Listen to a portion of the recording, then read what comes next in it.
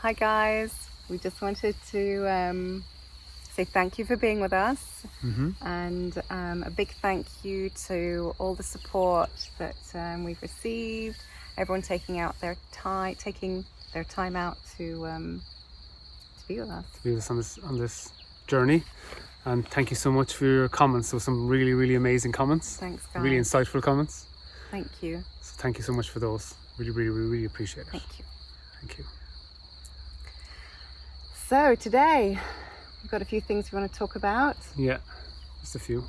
And but first, of course, Oh, as always. I'll have to have a little bit of tea. Yeah. We wanted to start by talking about how you're feeling. Yeah. How many times have you been asked that question today? How do you feel? But also, how many times have you actually Ask yourself that. how many times have you answered it correctly to people instead of just the Usual polite answer. the usual Insert response. correct answer now. I'm fine, I'm grand. Cheers. That's the problem, is that we don't, when we ask somebody how they are, it's kind of rhetorical. It's more of a societal Engagement.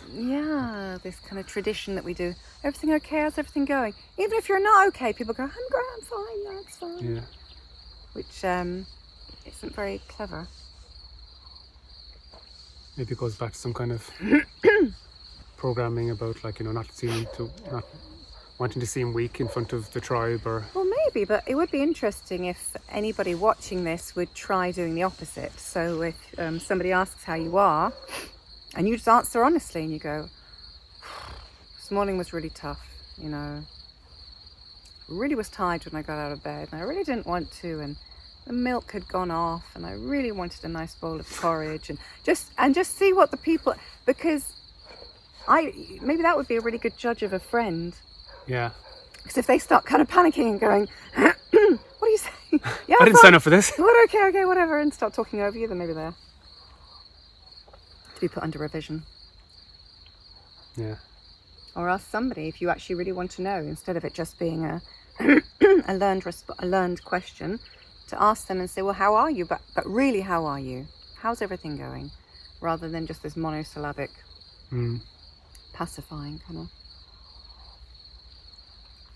Yeah. So just for people who are watching, how do you feel now? If you were to, you don't have to close your eyes or anything, but do you feel any kind of tension in your body, anywhere in your body? And if so, where is it? Like, is it more in your throat area, in your chest area, near your heart? Is it in your stomach? Where does it feel kind of tense? Or Yeah, where can you feel tension? Where do you feel a tightness? And do you feel vulnerability, a soreness, a pain? Take a moment, pause the video, take a moment to actually go there. If you don't have time now, or you're in public and you don't want to, then maybe tonight before you fall asleep, use that wonderful opportunity that we have, this kind of snuggly cloud holiday, that we just get to just not have to do anything. We're turned off, the day is done, it's finished. And then you can do all your meditation, and not just saying Om or mantras or anything, but just letting go of the cursor, letting the needle off of the vinyl record, just seeing what happens when you don't get your hands and just don't touch anything, and just see where you float. Just feel yourself, watch your thoughts, of course, but watch your feelings and your emotions, and see if you can feel something that's separate to feelings and emotions, another energy. yeah. And watch it. Can you feel like the life energy in your hands, or especially if your eyes are closed? Like, how do you know you're there? Like, do you feel the energy in your feet or in your body or your hands? Can you feel the life force, just sustaining you and keeping you going, ticking over? You've got what do you say about the where are you? You've got a kind of a good, as soon as you ask people that, where do you feel you are? Yeah, where do you feel you are? Because it's very interesting. It's where are we kept, in what quadrant of our body? because it's interesting. We can't obviously survive without our heads, and we can't survive without just our heads. So then people normally pick between head or torso where they feel that they are. But where do you feel you exist? It's quite interesting. Because of our two brains being connected, the solar plexus, behind the solar plexus is the celiac something. Right? God, just where the some tea. Where the nerves and the circulation of the unconscious and conscious meet, your solar plexus. So it's where you feel your gut instinct, you feel a tug, you know. That's your second brain. If you can quieten yourself enough to actually listen to it, and don't let your mind always override, you know, because the mind is always based on the past. So they're not going to get really any new behavioral patterns from there. Whereas your gut will always pull you towards what's best for you if you can quieten enough to listen to it. And so something new will happen in your life rather than repeating the same patterns and then, of course, expecting a different result. Which is that the definition of madness? Yeah, apparently. Yeah, so some people think that they feel that they're more in their heads. Some people feel that they're more in their stomach or their heart. And of course, at different times when you're feeling different emotions, you might feel more energy in one place or another. It's a different exercise. It's an interesting exercise to try. Yeah, just maybe before you sleep, just ask yourself the question: where am I? Just feel. It's just interesting. It's just getting to know yourself a bit more and the journey inward starts with just feeling yourself and checking your temperature, I suppose, checking your psychological temperature, your pulse, your life pulse, and saying, well, how do I feel? Like, how do I really feel? How do I feel about life? How do I feel about today? How do I feel about? You shouldn't really try not to think too much about tomorrow because you're in bed, so you can't really do much about it. So that'll don't think about the future. That'll keep you awake. You have no power in the future. Especially if it's a worry, then you're going to get all the adrenaline and other hormones exciting your body, and as far as your body's concerned, something bad is happening now. Whereas, so it's going to keep you awake. And someone said to me once, don't try to sleep, because it's just trying to sleep just stops you from sleeping. Just if your body will take the sleep when it needs it, and as much as it needs. So just be with yourself. Just be. It doesn't matter who's on your journey with you or who you share it with. Essentially, you have to walk through each portal yourself. You have to make the step. You have to be the one to open up and to walk through that portal from fear into faith. And then test it to see what results you get, because you know what results you get if you keep the same patterns. It's just going to be nothing that original, nothing that new. And, as we said before, make yourself your own self-improvement project. Yeah. And try it out. Can't hurt. Yeah. So, we hope you're feeling good. Yes, we hope you're feeling good. And free and maybe a little bit more aware of some of the techniques maybe that we talked about. Yeah. Maybe they've helped you, or, Or the tiger. How did the tiger go? Yeah, how did the tiger go? Have you been battling little cubs and succeeding? How have you been doing with the great whites, the Siberian tigers they're like 5 meters long or something? 4 meters long, yeah. They're huge, they're so and 300 kilos in weight. They're big guys. So they're huge. So obviously you've got the heavyweight fears, and then you've got the small little, tiger cubs. And usually it's best probably to start with, obviously, if something is immediate and it's a big one, that's a different story. But it's a good way to test out this stuff, this self-reflection, this mindfulness whole thing, by starting with the tiger cubs initially.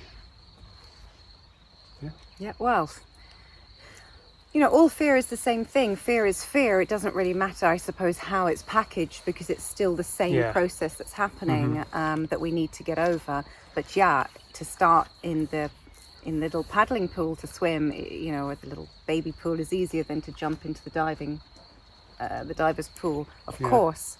But the process should be the exact same. Yeah, it's always the exact same. It's always applying the same techniques all the time, because if you imagine there's a bubble around you, there's only so much energy that can fill that. So fear is fear. You know, I mean, even a small thing, if you put a microscope on it and you blow it up and make it everything, then your bubble's full of fear. So it's not really that much different from a big fear, because you can only fill your bubble once. So it's the same techniques that you use to allow the fear, the tiger, to stroll away, to walk away, because it can't touch you.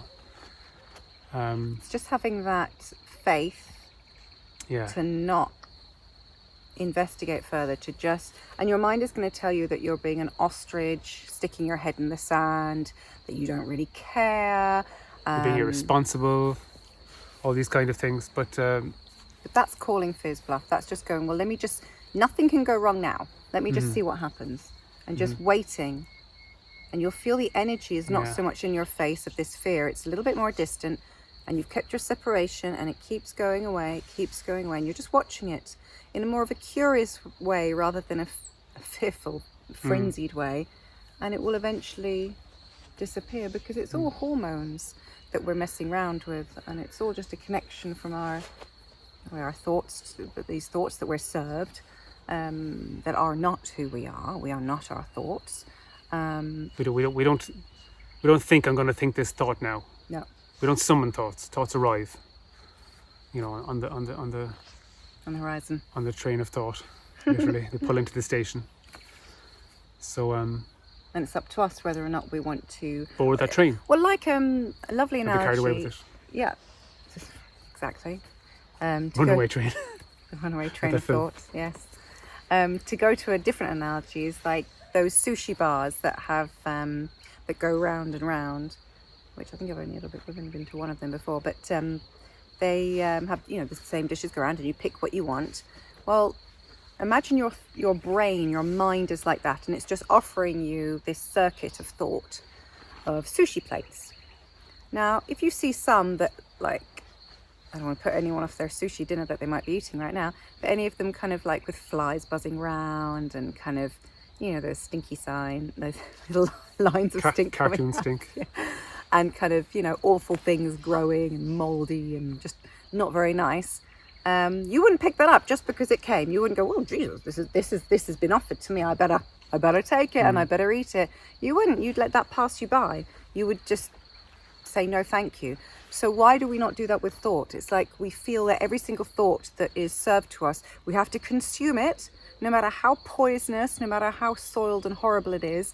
And How bad it makes us feel. Then we have the reaction of feeling bad. So then we feel sad, insecure, scared, all the plethora of negative emotions that are available, which have come directly from a thought that was served to us, which we didn't really need to consume. So why are we consuming these negative energy thoughts? Why do we feel so compelled? Because we're fearful. Our base level at the moment is fear. So we're having this fearful periscope, this fearful perspective of everything. So anything that is brought towards us, we're already in this kind of, we need intel, we're under attack energy. So any intel that comes, even if it's exaggerated, even if it's completely farcical, we're going to take it and run with it, consume it, and then project all these, and it just spirals out of control, project all these worst case scenarios, and then try and prepare ourselves mentally for these worst case scenarios that never actually end up occurring. So we're living the worst case scenarios in this kind of merry-go-round of poop. We're living it all the time, round and round and round and round. Yeah. So instead of, we're doing that to try and escape the feeling of feeling all that crap, to then feel that it's really sense. So it does not make sense, guys. And we're doing it all the time, even with small cubs, with great whites, it doesn't matter. We're still doing that same thing. And if, sorry, go ahead. No, as if almost to get used to the feeling. Yes. Like I can't be shocked. I can't be surprised with more pain if I just get used to a little bit of pain all the time, a constant feeling of pain. Yeah, that's our biggest fear, is surprise pain. We prefer to engage in pain ourselves and do it to ourselves than to get that shock. So to use the electric fence analogy, you're holding your hand on the fence the whole time and get used to that. You know, that like feeling going to your body, and so that, you know, when you get a big then you're used to it. You know, you don't it's not such a a big deal, but you're torturing yourself in the meantime. Well, we also need to realize that we think that when you get a bad thought, the feeling that is accompanied with that thought is your body actually telling you your body's intelligence. This isn't a good guy. Like, just as if you were to eat that bad sushi, you'd go, oh, like you'd feel kind of ill swallowing it, and then you get the stomach pain, you'd be like, oh my God, it's horrible. Like, that's what you're having when you're feeling that same kind of, oh my God, I feel like fear has got me, pain, sadness. It's the same thing, but why do we make such a big distinction between physical pains and feelings and emotional? They should be treated in the same way, and we should be vigilant and go, well, hold on, I'm not feeling good when I put my hand on this electric fence. Maybe, just maybe, controversial as it sounds, we should take our hand off the fence. And then the mind goes, no, because like you could fall into the fence, really fall into this fence and get a shock. So it's like the antidote for that is just to keep myself having this shock the whole time. You're holding onto a hot rock and you're not dropping it. Just you're drop the rock. Going, oh, the rock's hot, the rock's hot, the rock's hot. Drop it. No, I can't, because it could get thrown in my hand again, so I'll just hold it forever. Yeah, it is nuts and it is ridiculous. It's not our fault. And we all do it. This is how we've been, We all do it. All of us. Everyone. Because we can forecast into the future with our imagination. But we need to reel in our imagination when it's not serving us, when it's not.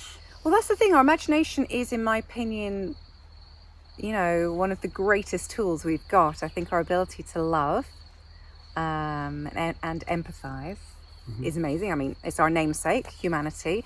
Humanity has to have a dose of humanity. Otherwise, why would we be called humanity? Though we have seemed to have misplaced it of late.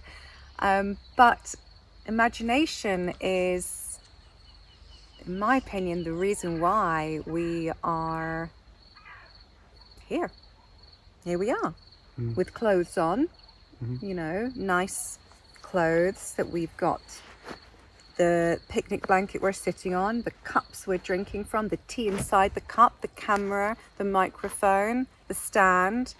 This is all because of imagination. Somebody somewhere along the way, This would be a good idea. envisioned this. He had a little light bulb above the head and went, do you know what? I'll take that light bulb and I'll create it. It's amazing. Has to be imagined first, Everything has to be imagined first. Everything that you look around you, unless you're in the middle of nature, but then you look at your clothes, unless you're a nudist, or your phone. Everything around. Yeah, you got the phone. If you're watching this, then you've got your phone. Everything around you is from the inside of somebody's mind that they've had to imagine. And I really think that's how we're separated from animals. Maybe that and a sense of humor. I don't know. But or to be creative, to create art for the sake of art. But I think there's some animals that do something like, I don't know. Anyway. Yeah. Reeling back. Imagination is just such a wonderful tool. But again, like all wonderful tools, if you use it incorrectly, it's not so wonderful. And we're not using the imagination tool very well. I think most people spend the majority. So say if the imagination tool was like, I don't even know, just like a device. We're using it mainly to, watch kind of fear porn. We're using it mainly to dive into these terrible pools of absolute panic and freaking outness, and we're not using it to daydream. I remember when I was young, everyone daydreamed, and it wasn't just because we were young. My mom was a daydreamer, and I'm pretty sure my dad, and we used to daydream. You'd just be staring into space or looking at the sky outside or the drops on the window and just daydreaming. Like, where are all the daydreamers gone? Like, daydreaming is one of the nicest pastimes. It's so lovely. And now I suppose most people can do it only before they fall asleep. But I'm pretty sure that most people aren't even using that precious time to daydream. They're using it to daymare. Yeah. And that's That's really sad. But then they say, well, we have to because we've got all these worries and this stress, so they have to organise this and have to sort it out. But you don't remember this stuff in the morning unless you're writing it down. You'll not remember it because guess what? Your mind is already caught up in another daymare or whatever you want to call it. Which is also jumped into the future as well. So we're always kind of... Always behind our imagination. It's just crazy. And it doesn't make... In my opinion, I feel sometimes I want to leave this for future me to work out. Like I'm like making all these plans and these forecasts and throwing these blueprints over the future, getting them in stone, and then I'm thinking, well, hold on, I don't know shit, I don't know rubbish, I don't know nothing. I'm over here, I've only got up to this amount of information with the present moment that I'm at now. The future me is going to have so much more knowledge and wisdom. Why am I not leaving it in her hands? Yeah, would you trust your former self to deal with something that comes up now? No, you're in a much better position now because of your experience with life and stuff to deal with it.